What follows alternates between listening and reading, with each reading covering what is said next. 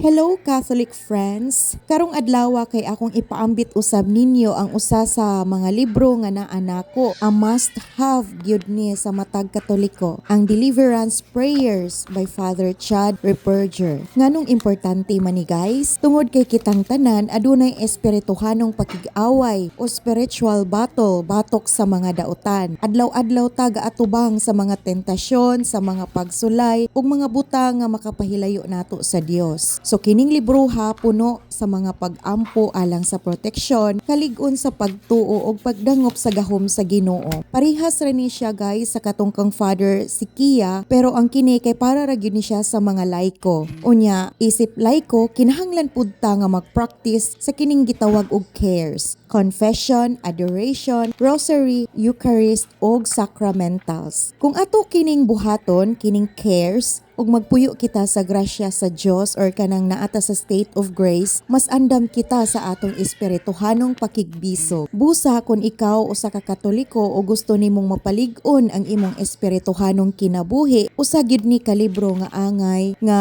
naa nimo sa matag panimalay or sa atong matag panimalay. So padayon ta sa pag-ampo, padayon ta sa pagsalig sa atong Ginoong Hesukristo ug anaa ta kanunay dapat sa state of grace. God bless everyone. So kung katong gustong mo palit, i-click na ng buy now button.